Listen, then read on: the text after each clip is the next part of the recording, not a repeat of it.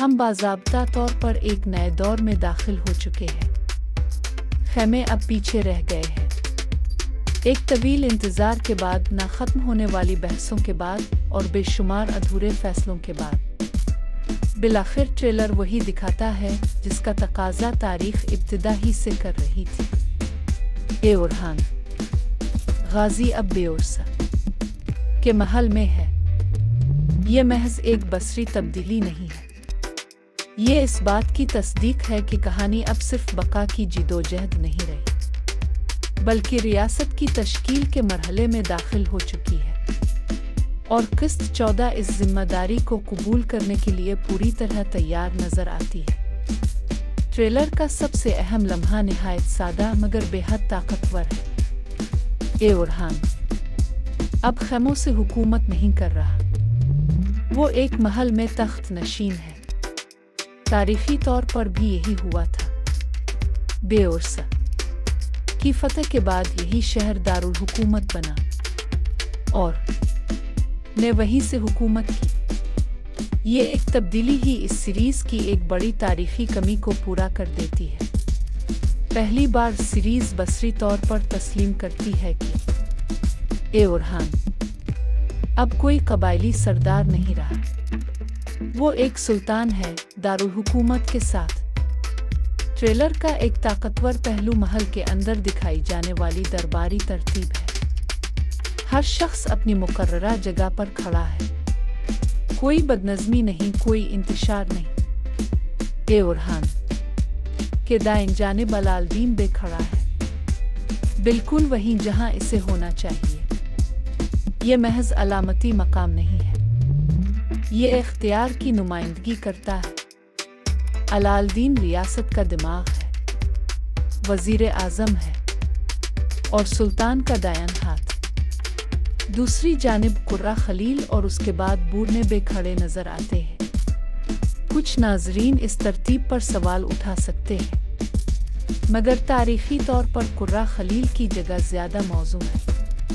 वो एक हकीकी तारीखी शख्सियत है और आने वाले वाक़यात में इसका किरदार मज़ीद नुमायां होगा। ये दरबारी तरतीब हमें बताती है कि मुसन्निफ़ीन अब मद्दाहों की खुशनुदी नहीं, बल्कि हुक्मरानी के उसूलों पर सोच रहे हैं। महल में एक तफसील ऐसी है जो ख़ास तवज्जो की मुस्तहक है। ए उरहान के तख्त के ऊपर कुरान मजीद की एक आयत दर्ज है, अदल के साथ फैसला करो।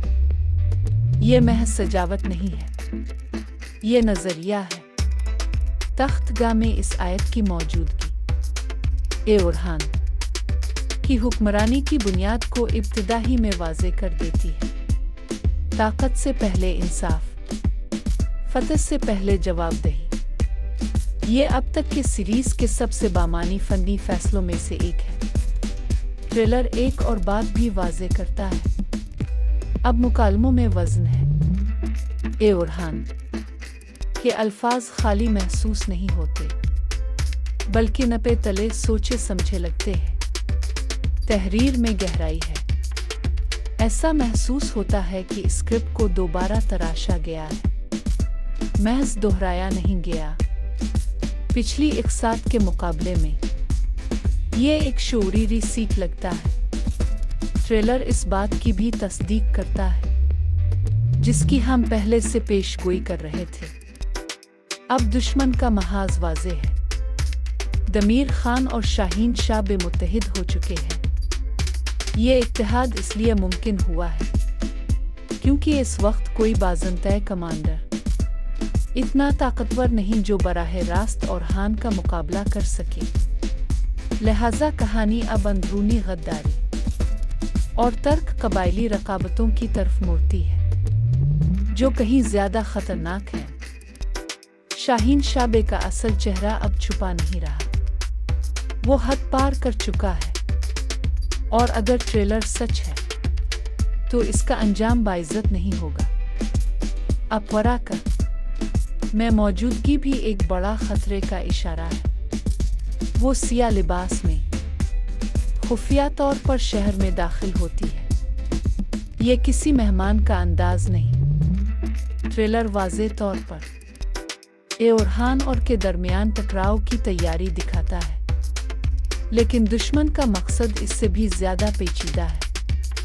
वो चाहते हैं कि ए ओरहान और एक दूसरे को तबाह कर दें। दमीर खान और शाहीन शाह पीछे हटकर इंतशार को फैलते देखना चाहते हैं और इस तबाही से फायदा उठाना चाहते हैं, लेकिन ए ओरहान के मिजाज को जानते हुए ये जाल शायद उनके मंसूबे के मुताबिक काम न करे। ट्रेलर की सबसे संजीदा पेशरफ्त अलाउद्दीन बे और गिंचा खातून की गिरफ्तारी है। ये कोई इत्तेफाकी हमला नहीं। अलाउद्दीन ए ओरहान का हिकमत अमली साज है, मुशीर है, रियासत की रीढ़ की हड्डी है। अलाउद्दीन को निशाना बनाना दरहकीकत रियासत को निशाना बनाना है। ये इस बात की तस्दीक है कि दुश्मन अब जज्बात से नहीं लड़ रहे, वो अक्ल से लड़ रहे हैं। ट्रेलर में सल्लल्लाहु अलैहि वसल्लम में आग फैलती हुई भी दिखाई गई है। ये जंग नहीं है, ये तखरीबकारी है। मकसद सादा है, अवाम में खौफ फैलाना और ए ओरहान की अथॉरिटी को अंदर से कमजोर करना। और जब इंतशार फैलता है, गद्दार पनपते हैं। ट्रेलर में एक फांसी का मंजर भी है, लेकिन एक बात वाज़े करना जरूरी है, ये शाहीन शाह नहीं है, ये कोई बड़ा रहनुमा नहीं। ये वो शख्स है जिसने बेओरस में इंतशार फैलाने में मदद की, जिसने शहरियों की जानों को खतरे में डाला। ए ओरहान का रद्दे अमल गुस्सा नहीं, इंसाफ है। यही तख्त के ऊपर दर्ज आयत के ऐन मुताबिक है। किस्त 14 तमाशे के बारे में नहीं है, ये ढांचे के बारे में है। एक दारुल हुकूमत, एक महल, वाज़े दरबारी निज़ाम, मुतय्यन दुश्मन और इंसाफ पर मबनी हुक्मरानी। ये ट्रेलर दिखाता है कि ए ओरहान बिलाखिर वो बनने जा रहा है जिसके लिए इसे तख्लीक किया गया था। सिर्फ जंगों की कहानी नहीं, बल्कि एक रियासत की तामीर की कहानी। तख्त संभाला जा चुका है, दुश्मन बेनकाब हो चुके हैं और महल के दरवाजे अब खिल चुके हैं, लेकिन ताकत आग को अपनी तरफ खींचती है। किस्त 14 ये नहीं पूछेगी कि क्या ए ओरहान हुकूमत कर सकता है, ये पूछेगी कि क्या वो इस चीज की हिफाजत कर सकता है जो इसने तामीर की है। हमारे साथ तारीखी टीवी पर जुड़े रहिए, क्योंकि ए ओरहान गाजी की हुक्मरानी का असल इम्तिहान अब शुरू होने वाला है।